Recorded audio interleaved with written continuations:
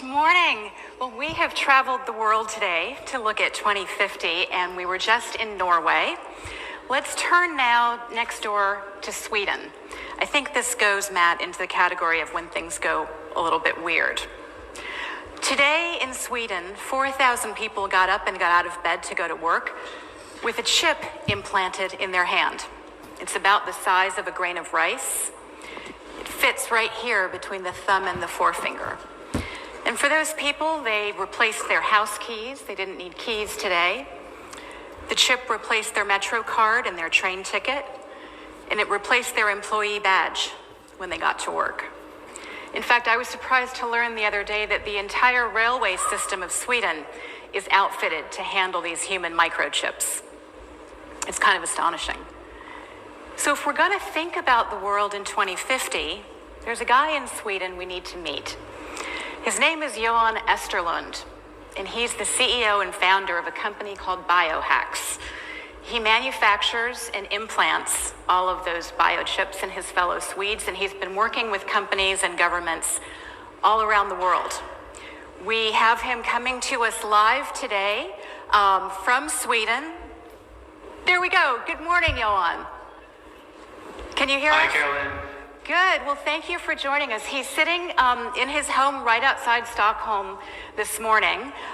Give me a second just to introduce you a little bit more. Johan is a trade association head, like many of you. He is the president of the Swedish Association of Professional Piercers, as in tattoos and body piercing.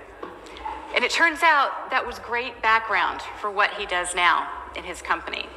He married up his tech background and his piercing background to really become the leader in the Nordic countries on microchipping. So hello and thank you. I've got a couple of questions for the audience that will get us level set. Just a quick show of hands. How many of you in this room have a wearable, like an Apple Watch or a Fitbit? Wow, okay, gosh, that's like half the room. Okay. How many of you know someone with a pacemaker or an implantable defibrillator? And we're comfortable with that. Okay, that's also about half the room. All right, the third and last question. If you have a pet, is your pet microchipped? The dog and cat people? All right, again, that seems like half the room. Well, listen, with that in mind, let's think about those technologies and when they were first introduced, how long did it take us to get comfortable? And as Matt talked about and others, are we going to go to a world where augmentation and information on your personal body might be required for work or might be required for travel?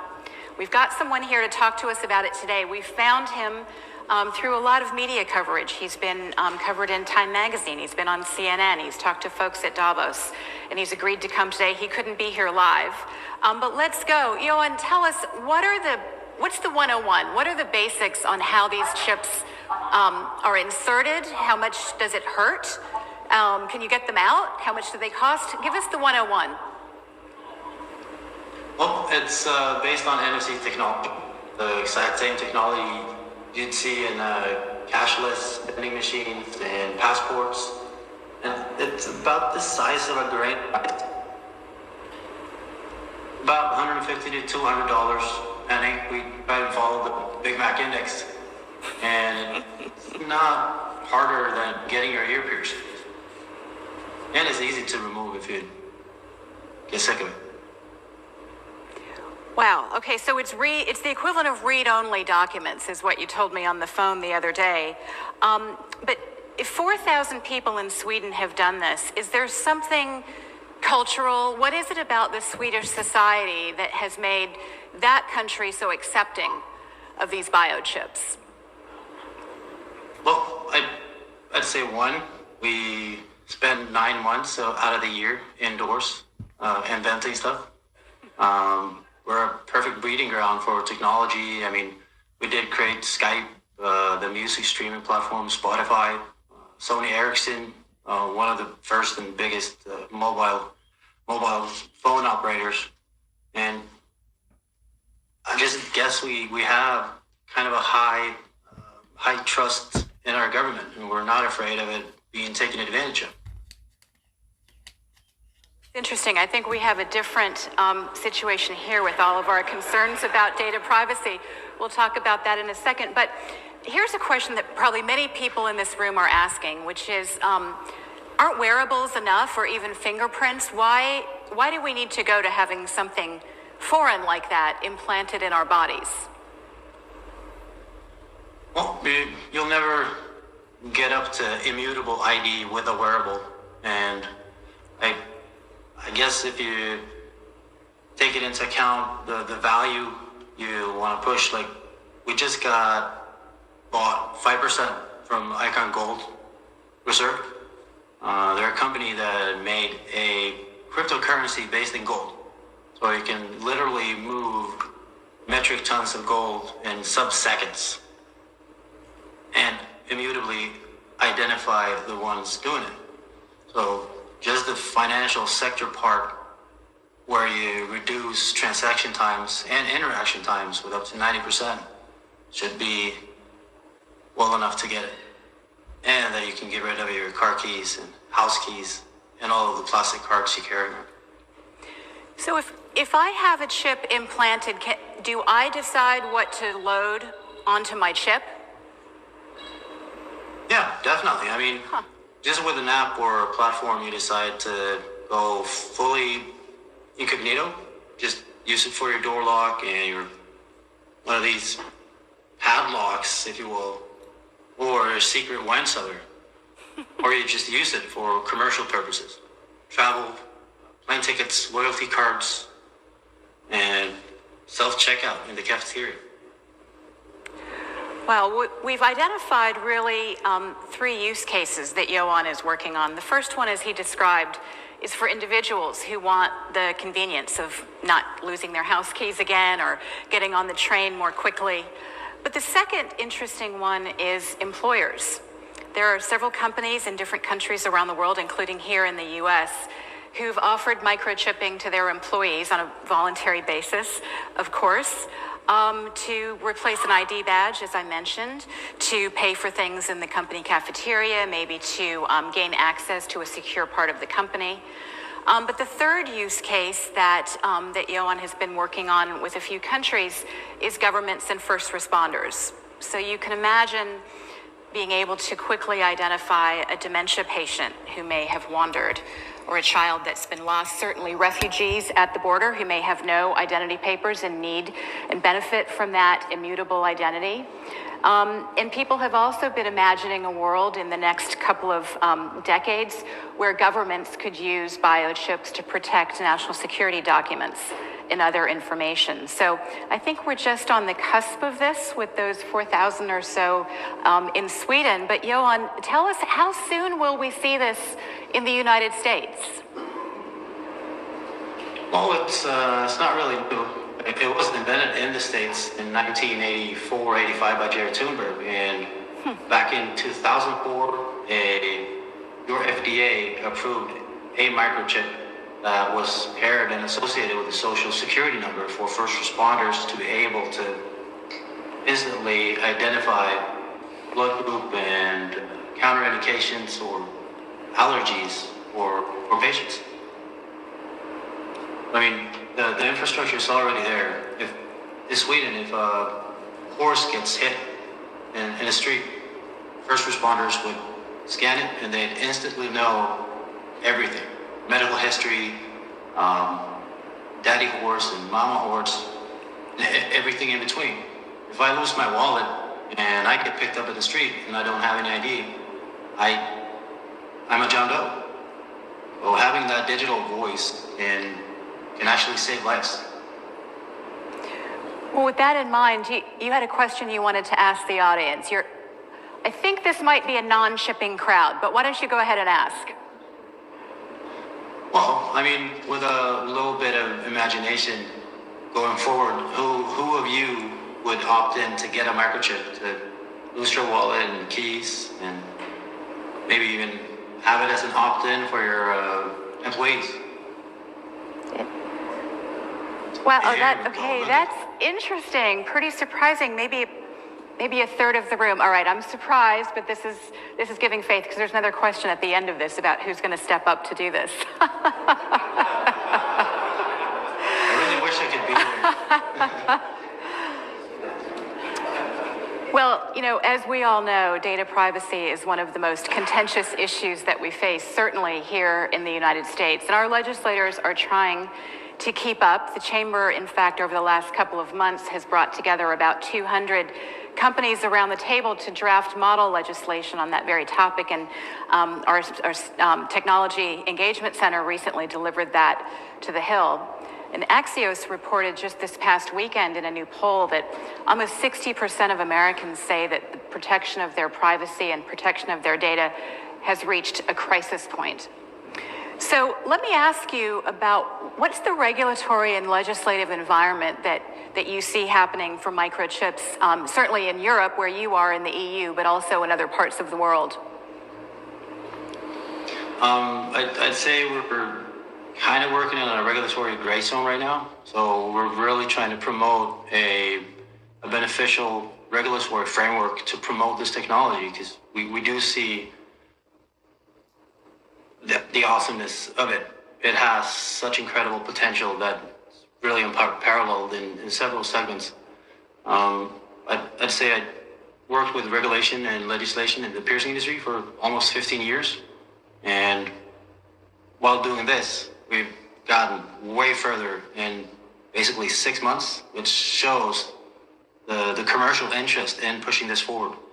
If you look at Sweden, for instance, I mean, we're going for cashless 2023, and the commercial interest in getting rid of both cards and banknotes are huge. I mean, already we're down from 109 billion to 45 billion in notes in less than a decade, and we do only less than 1% of transactions in banknotes and coins. So the interest is there, but we really do need a robust and secure platform to prove that there will be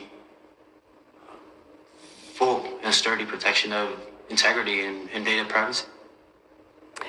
Has the EU gotten involved in microchip and privacy regulation that affects you? Well, I'd say my best friend is the GDPR. So GDPR is a really, really strong regulation dictating exactly how data is allowed to be migrated. With our platform, though, no one can ever move, sell, or use your data without you explicitly giving consent and authorizing it. Well, that's certainly something that we talk a lot about in this country. There's a company that you've been working with in Wisconsin, up in northern Wisconsin, and Johan worked with them last year. They've currently got 85 of 200 employees who are chipped. They're using it mostly for office access and for print jobs, but they expect that more and more people in this company and in that town will be signing up for that soon.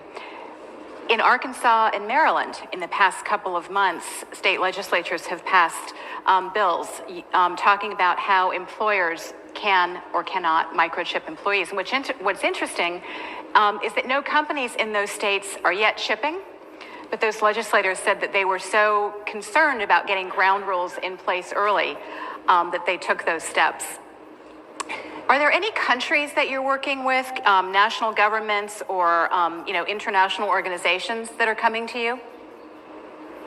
Yeah, I mean, several.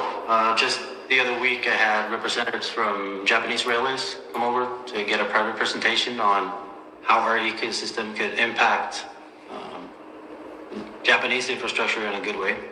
That, along with NTT and Recruit Investment for looking over the possibilities for the Tokyo Olympics 2020. Some I don't talk a lot with because their history kind of carries a bit more controversy. I was offered a direct line into the Chinese government from another company we were discussing with, and I'm not entirely sure that user and integrity and data privacy is in their biggest interest, so I turned that down as friendly as I could. Wait, the sound skipped out there for a minute. Did you say the Chinese government? Yeah, Chinese Okay. government. And what about Russia? Have the Russians been calling your number?